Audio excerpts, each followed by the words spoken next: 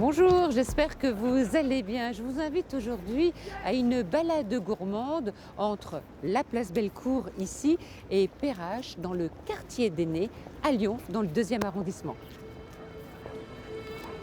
Au menu de ce goûter voir, la recette du chef Louis Fargeton, le chevreau dans tous ses états, accompagné de cannelloni d'épinards. Un régal, je vous assure. Les légumes, issus de l'agriculture biologique et cultivés dans les jardins de Gérard Essayant à Dessines. De la chimie à l'alchimie, oui, Baptiste Néran a radicalement changé de vie. Il est vigneron bio à Miry. La terre, l'eau, le feu, plus le talent de Laurence Fontaine, céramiste lyonnaise, qui crée de la vaisselle pour des chefs et des particuliers. Affûter, c'est son métier. Jean-Loup Balitran, dans son atelier à Saint-Genis-sur-Guiers, affûte, mais aussi crée des couteaux. Avant les arts de la table, découvrons l'établi. Donc une personne enceinte, une personne végétarienne et ceux qui aiment pas le poisson. Yes. Beaucoup de réservations. On en a pas mal. Alors c'est le restaurant dont tout le monde parle ici à Lyon. Qu'est-ce qui fait le succès de l'établi d'après vous, Marie? Le chef, c'est sûr. Oui. Alors nous nous sommes rencontrés, Louis, il y a Déjà quelques temps. croisé il y a quelques temps chez Monsieur Tête d'Oie, Oui. voilà, à l'Antiquaille, où j'ai exercé pendant 5 ans auprès de Christian, de bien belles années. C'était une belle maison formatrice, on va dire, pour notre génération en tout cas. Et vous avez travaillé chez d'autres chefs auparavant? J'ai travaillé chez Philippe Gauvreau, où vraiment j'ai fait mes armes durant 5 ans. Et puis après, un peu de voyage, un peu le sud de la France, un peu l'étranger. Et puis nous voilà de retour. Et aujourd'hui, vous êtes chez vous, tous les deux. Tu as vu ton mot à dire dans la déco pour que la déco ressemble un peu à ta cuisine Ou c'est Marie qui gère tout ici? Non, un petit peu quand même. J'ai eu l'occasion aussi de participer en haut de travaux. C'est moi qui ai récupéré le parquet qui était un peu abîmé. Ah oui, donc t'as pensé, d'accord. On était très présents pendant les travaux. Et puis voilà, et puis je pense que c'est un lieu qui nous ressemble, qui est un peu comme chez nous. Voilà, Oui. c'est ce qu'on voulait. Donc c'est une ambiance, on va dire, contemporaine, rustique. Et Louis joue avec les produits du terroir et puis qui met à sa sauce avec son talent. On va peut-être, Louis, on va te laisser aller bosser. Bosser en Merci. cuisine. Et Je vous dis à tout à l'heure. À tout à l'heure, bien sûr. Et Marie, on fait le petit tour. On fait un petit tour de chez d'accord. moi. Alors déjà, moi j'ai remarqué. Ça, c'est sympa. C'est très sympa. L'idée vient de Lima. Quand on était en voyage, donc, on a vu une enveloppe comme ça et je m'étais dit que ce serait sympa pour nous de nous remémorer notre tour du monde quand on serait à fond dans le restaurant. Donc on a adapté, tout est écrit au fusain à la main gauche, on a fait faire des petits tampons, on a fait faire un timbre. Alors, avant l'établi, cette maison s'appelait la table de Suzanne. Et aujourd'hui, l'établi. Alors, ce nom, Ce nom, il représente quoi? C'était pour faire un hommage aux artisans, à leur valeur et à leur rigueur. Pour nous, l'établi, c'est un petit peu la planche du cuisinier, là où il travaille. Et pour le coup, les artisans, on les retrouve beaucoup dans notre restaurant. Alors, on fait un petit tour On y va. de l'établi. Alors déjà, l'assise. Il y a du velours. Il y a du velours, il y a du vert, du bleu, du rouge. C'était ce qu'on retrouve beaucoup dans notre charte graphique qu'on a. Il y a de la récup. Hein. Beaucoup. Les puces du canal sont très présentes chez nous avec les serviettes, les couverts et les chaises qu'on les a chaises fait d'écolier. retapisser, des colliers, de mamie un petit peu, Oui. et puis des plus modernes pour être bien dedans. Non mais c'est ça, c'est ambiance contemporaine, rustique. Un beau mélange C'est des deux, mélangé. Et puis il y a des bancs, parce qu'il y a des chaises, mais il y a des bancs aussi. On a des Très sacrées rustiques. banquettes, très rustiques. Je crois qu'elles pèsent environ 200 kilos chacune. On les aime bien, les gens aussi, et surtout ils sont très confortables. La vaisselle, de la céramique. De la céramique faite par Laurence Fontaine à la Croix-Rousse, donc vraiment tout est local, dans nos couleurs, avec notre petit logo, le moins uniforme possible plutôt, et vraiment fait à la main et avec amour. Voilà, il y a le travail de l'artisan, Tout le temps, omniprésent dans cette maison.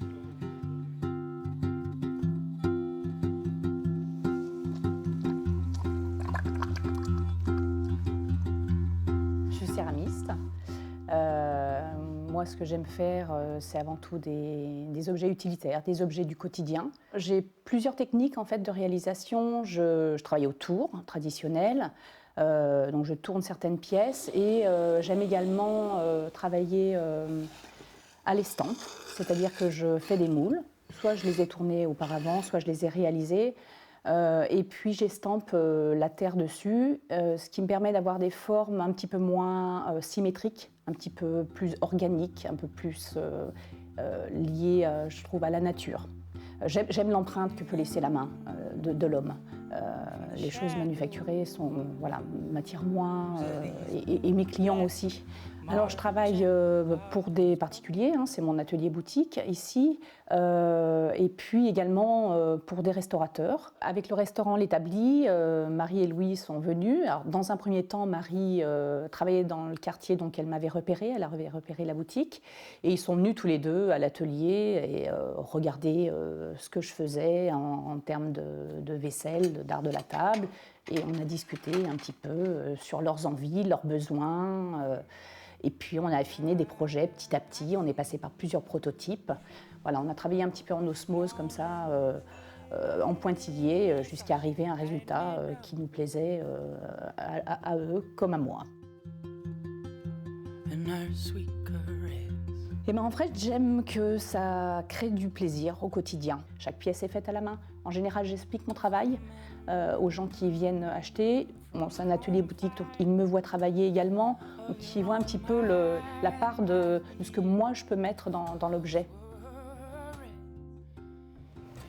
Retour à l'établi et avec encore des marques, des touches de la main. Effectivement, on s'est bien Amusé et amusé bien à travaillé. faire ça.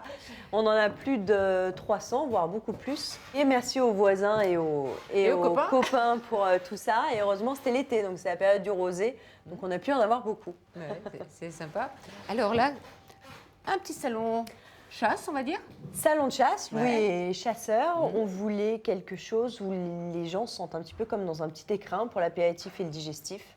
Avec, pareil, des touches de contemporain et beaucoup plus rustique avec l'établi au milieu.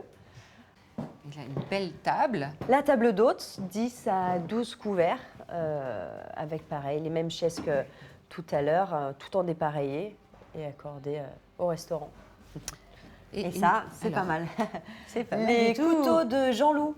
Jean-Loup Oui. Balitran vers le lac d'Aiguebelette. On a des coffrets et les gens choisissent eux-mêmes leurs couteaux en début de repas. On a différents bois, du buis, de l'ébène, du palissandre, de l'orme. Et encore le travail d'un artisan. toujours, bien sûr.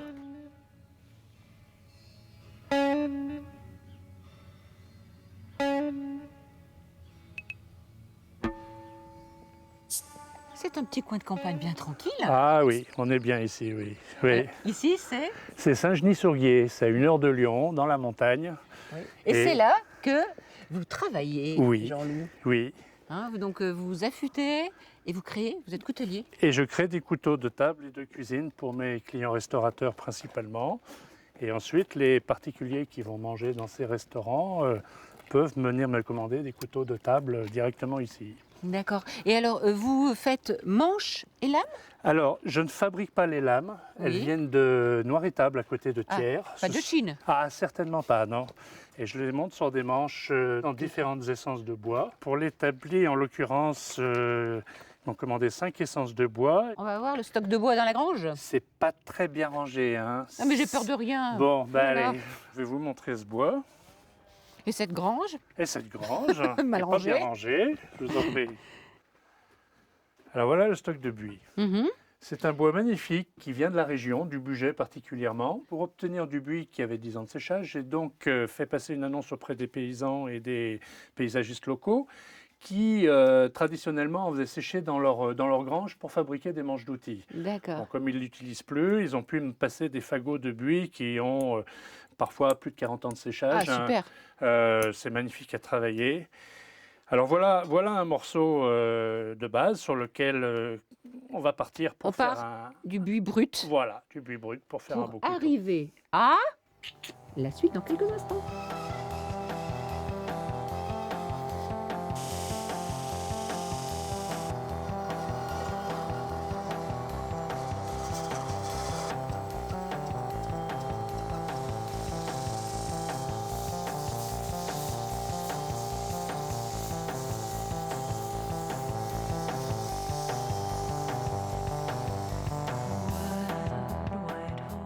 combien de temps vous avez travaillé pour arriver à ce couteau? À peu près 1h30 de temps de travail. Et alors, tous ces beaux couteaux, on les trouve sur quelle table? Alors, il y a 25 restaurants sur Lyon et région qui sont équipés de Ouais. ces couteaux-là. Pour les acheter, par contre, je les vends en direct de mon atelier ici. C'est pas les restaurateurs qui peuvent les vendre. Non, ce n'est pas les restaurateurs qui peuvent me les vendre, non. Donc c'est vous qui faites, moi du porte-à-porte? Non, mais je ne fais pas du porte-à-porte, mais c'est les restaurants lyonnais qui me connaissent bien, qui m'appellent pour me demander de faire leur affûtage. Et ça me donne l'occasion de leur proposer aussi mes produits, que ce soit en couteau de table ou en couteau de cuisine, parce que je fais aussi des couteaux de cuisine sur mesure. Changement de décor maintenant, direction Dessines, dans les jardins de Vartanne. Rencontre de deux épicuriens passionnés. Louis, tu te sers depuis longtemps ici? Eh bien écoute, ça fait depuis l'ouverture du restaurant 4 mois et moi j'ai eu la chance de rencontrer Gérard chez Christian Tête d'Oie, Tête d'Oie, donc avec qui on travaillait et donc on a voulu continuer dans cet esprit-là, continuer de travailler avec des beaux produits et voilà, c'est pour ça qu'on se fournit ici. Et essentiellement, tu achètes quels produits? Les produits de saison? Essentiellement, hein, Gérard produit donc tout est ici, donc au fil des saisons, on va voir les épinards avec lesquels on va travailler. Bonjour. Salut Gérard, Salut! Salut Louis. t'as la forme? Toujours. Travail au grand air, donc Bonjour, tout va Lily. bien. Salut. Alors là, ce sont des navets Navet de printemps. de printemps. Ouais. Et tiens, regarde, t'as Les des épinards. pour demain. Ah ouais, mais Ouais. ils sont petits Bon, ceux-là. non, on va les prendre sur un autre lot où ils sont un peu plus costauds. Ça, c'est les jeunes pousses, ça. Alors, est-ce que tu sais, Louis, que là, il y a une tradition familiale, hein? Il y a une belle histoire de famille. Oui, enfin, je ne sais pas si elle est belle, mais en tout cas, c'est une histoire de. Oui, c'est mon grand-père qui est arrivé là. Il s'est installé là dans les années 30 à peu près. Mhm. Et puis après, c'est mon oncle qui a fait du maraîchage là jusqu'en 91. Il a pris sa retraite en 91. Ouais, mais il est toujours dans les parages, hein. Ah oui, il rôde, Ah. ouais, il fait son bricolage. Je le laisse faire. 87 ans cette année. Mhm. Et puis février 2012, j'ai ramené ma pomme ici et puis j'ai dit tiens, bon sang, mais c'est bien sûr. Oui. Pourquoi je ne changerais pas de vie? Donc voilà, c'est fait. Et tu faisais quoi avant? Avant, je travaillais dans l'industrie sidérurgique. Ah ouais. Ouais. Donc rien à voir. Non. Et il y a l'air d'avoir une belle complicité entre tous les deux. Vous connaissez Ouais, bien on se connaît bien. On se connaissait avant de travailler ensemble un petit peu. On s'était rencontrés au gré de mes pérégrinations culinaires lyonnaises, qu'on fait des bringues ensemble de temps en temps aussi. Donc voilà. C'est important, ça fait partie des C'est- plaisirs de la vie, hein. Voilà. Tout à fait. Depuis que tu as repris l'exploitation, tout est en bio. Ouais. L'avantage, c'est comme elle était en friche depuis 91, on a pu partir directement en agriculture biologique. Et aujourd'hui, on est certifié sur la plupart de nos parcelles, quasiment toutes maintenant. Alors, est-ce qu'ils cultivent des légumes spécialement pour toi, pour ta cuisine, oui? Eh bien écoute, oui, on a l'occasion de se réunir au moins une fois par an à cette période-là, au printemps, pour voir un peu les produits qu'on va vouloir utiliser au fil des saisons qui viennent. Et donc on arrive à sélectionner, à lui demander des produits un peu plus spécifiques Comme des quoi, fois. comme quoi? Par exemple le fenouil bronze, par exemple des poires de terre, voilà, qui est un produit qu'on ne connaît pas trop dans nos régions, qui est plutôt du nord de la France. Voilà, il y a tous les classiques du maraîchage, plus les pas classiques que je fais grâce au chef. Mhm. Quelle est la qualité de Gérard? Gérard le maraîcher? Eh ben, il est déjà passionné, donc c'est déjà pas mal. Et puis l'échange, voilà. Il est toujours à l'écoute et toujours prêt à nous accueillir, donc ce qui rend toujours les choses plus agréables. Comme je dis toujours, c'est vrai qu'on fait, lui et moi, on fait un métier passion. S'il n'a pas la passion de sa cuisine et moi, j'ai pas la passion du produit, on ne se lève pas à 5 h du matin pour aller taffer 14 heures par jour, c'est pas la peine. Louis, pour notre recette, nous avons besoin d'épinards. C'est ça. Ouais. Tu peux les ramasser là? Je vous les prépare, puis je te livre ça au restaurant. Et ben Ça te parfait. va? Bon, d'accord. Allez, ça Impeccable. Nous on repart à l'établi. On se change peut-être pour Au un peu de boulot. cuisine, hein? Allez, marche. Allez, bonne cuisine. À plus Merci. tard. Merci. à tout à l'heure. Salut. À tout à l'heure. Gérard ne vend pas uniquement aux restaurateurs. Il est aussi possible de venir remplir son panier directement au magasin sur l'exploitation.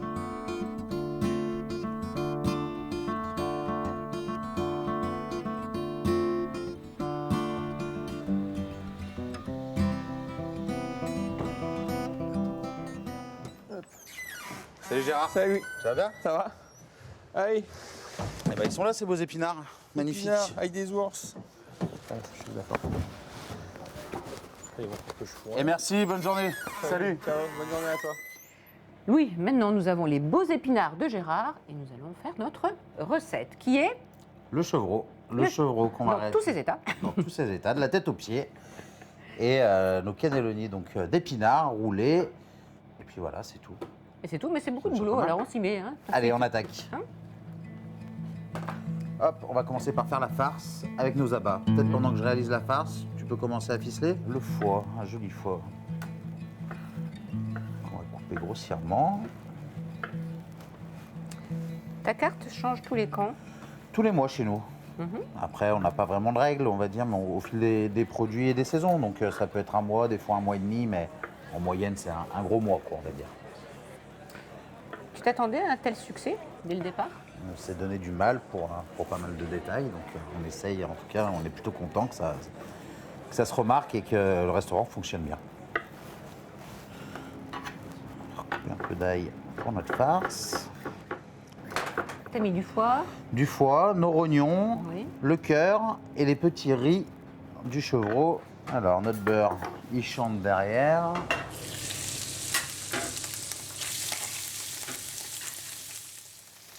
Ouais, Alors dis-le. là, je vais rajouter l'ail. On le rajoute, on le met pas dès le départ parce qu'on ne voudrait pas qu'il brûle. On va flamber au cognac pour terminer nos abats. Et donc maintenant, pour terminer, on va rajouter un peu de persil haché. On s'en sort, Odile? Très bien. Impeccable. On a récupéré nos petits abats. On va les hacher un peu plus finement pour réaliser notre farce. Allez. Alors en cuisine, vous n'êtes pas nombreux. Hein. Non, on est pour l'instant que 2. On est à la recherche d'un pâtissier, donc pour élargir un peu les équipes. Mais pour l'instant, on n'est qu'avec mon second, Alban, qui a été mon apprenti chez Christian Tête d'Oie. Donc je le connais vraiment Complicité. depuis. Voilà. Hein, On ça, c'est a- bien. Donc voilà, notre gigot. On va l'ouvrir un petit peu pour venir le farcir. Toi, tu n'achètes que des pièces entières. Hein. On aime bien travailler les pièces entières. Déjà, ça nous permet de travailler chaque partie, chaque morceau. Donc on va le rouler délicatement. Tu veux le ficeler? On va mettre un peu de crépine pour le Ah, maintenir. d'accord. Et puis après, le ficeler, effectivement. Mais où sont les épaules, Louis? Et ben nos épaules, on les a levées tout à l'heure. On les a colorées. On a rajouté une petite garniture aromatique, donc des carottes, oignons, céleri qu'on a remué légèrement. Un petit bouquet de thym et d'ail. Mis tout ça ensemble. Ouais. Un peu de vin blanc à mi-hauteur. Un couvercle au four pendant 1 heure. Ok. Donc les épaules, maintenant, on va les effilocher.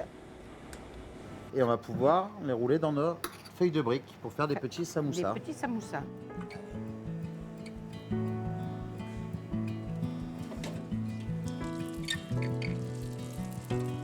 Alors, avec les épinards, qu'est-ce Alors qu'on fait? maintenant, nos épinards, on va les prendre. On va venir les déposer sur notre plaque parce que nous, on a la chance d'avoir un four vapeur. Moi, en général, ça se met dans tous les sens quand je fais ça. Alors, avec les citrons, faisons-nous. Alors avec ces citrons, on va les éplucher pour récupérer juste la peau, les blanchir 3 fois. On les fait sécher dans notre four à la maison à 60 degrés pendant une nuit entière et le lendemain, on les mixe tout simplement. Et nous avons de la poudre de citron. On va récupérer nos épinards. On va passer un petit beurre noisette pour le goût. Ensuite, on va les rouler. Donc, Tu refais des gestes sur ton établi. c'est ça.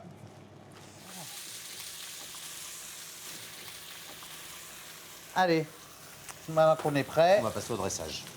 On va venir faire un petit point au milieu de l'assiette. Voilà. Donc on va venir découper une petite côte, voilà. Une petête tranche de rôti, une petite tranche de sel également. Le samoussa, c'est terminé. Un peu de poudre de citron. Et voilà. Alors, avec ce plat, quel vin tu conseilles? Un Cotullonnais pour rester local, à côté de chez nous, à Miry, où Florent t'attend. Oui, Florent, c'est le sommelier de C'est le l'établi. sommelier d'établi. Et il m'attend avec chez Baptiste. le vigneron Baptiste Néron.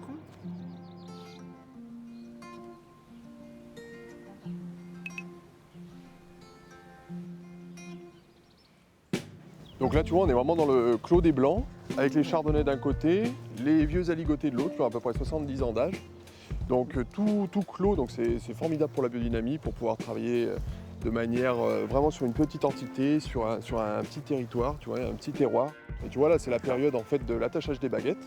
Donc c'est une période clé, donc juste après la taille. Mais c'est bien que tu sois venu en tout cas, puisque tu vois les vignes en réel. Tu vois, on est en plus en train de travailler, là on est en plein attachage comme on avait vu. Et c'est sympa de se rencontrer du coup. C'est normal. Moi j'aime bien venir voir le travail des vignerons, puis pour expliquer aux clients au restaurant, c'est important. Ouais.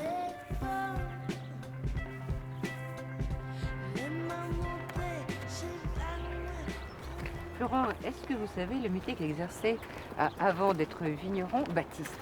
Baptiste, j'ai cru entendre qu'il était dans l'industrie, mais alors exactement, je suis pas Mais sûr. c'est ça, oui, j'ai fait quelques années dans l'industrie en tant qu'analyste marketing au niveau international, enfin un métier un peu fou dont j'ai pris marre à l'âge de 30 ans. J'ai voulu changer complètement d'orientation et redevenir à quelque chose que je comprenais beaucoup mieux, voilà, qui me correspondait terre. beaucoup plus. La terre, oui. oui, complètement. Ouais. Après un an de formation, j'ai cherché un petit peu à m'installer, j'ai travaillé et puis je me suis installé sur Miry.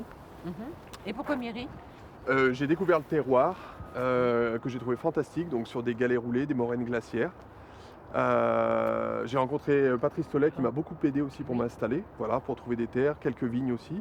Et j'ai commencé avec 1 hectare la première année, et puis ça s'est fait comme ça, tout doucement. Et vous êtes combien de vignerons à travailler en culture biologique?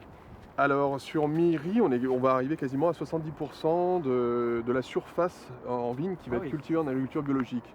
Donc sachant qu'on est dans une zone extrêmement périurbaine, c'est fantastique aussi bien pour les vignerons qui travaillent dans un environnement qui est propre, mais aussi pour tous les riverains qui sont juste à côté.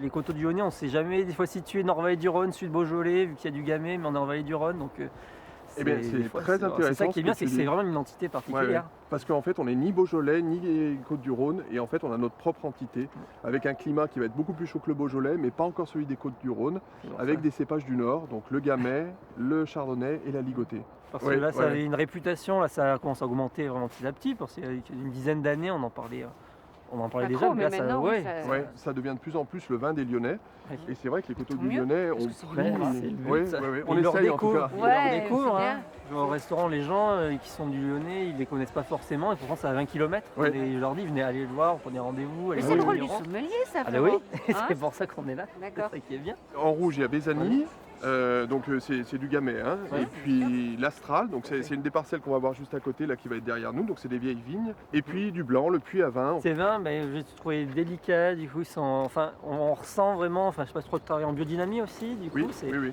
c'est des vins qui on sent vraiment la vie, il y a une belle puissance, c'est frais et délicat, vraiment. Mhm. Et puis on a accordé avec les mets du chef, du coup, c'est vraiment très très beau. Et alors, Non, il y a les étiquettes aussi, Florent, on n'a Ah pas ben, parlé de ces étiquettes. C'est- Donc l'idée, ça a été de travailler avec des peintres, et tout s'est fait sur des rencontres, en fait, des coups de foudre un peu avec les peintres. Et l'idée, c'est d'avoir des étiquettes qui sortent un peu de l'ordinaire, pas pour faire du marketing, parce que je ne veux plus en entendre parler. C'est fini. Mais du C'est beau, la du fin. bon et du Mais sain. du bon, voilà, c'est ça, Ah. complètement. Et puis surtout de la finesse, du croquant, avoir des vins qui soient digestes. Donc ça veut dire pas de sulfite pendant la vinification, on en met juste un petit peu à la mise, et aucun produit œnologique non plus utilisé dans tout le processus. Le raisin.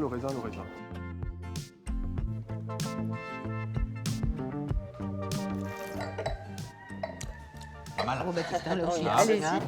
on goûte.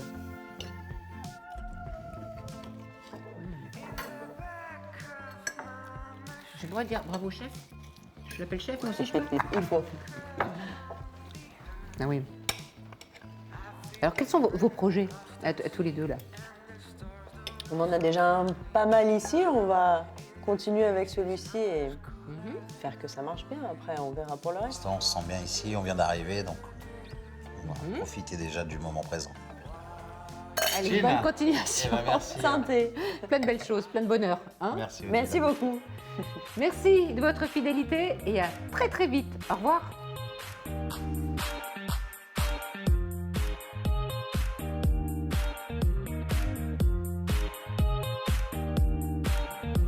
La dentelle. On dirait de la dentelle.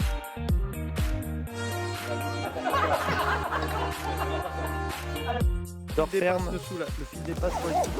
Ah, dessous. À la Allez. ceinture, coince-toi à la ceinture.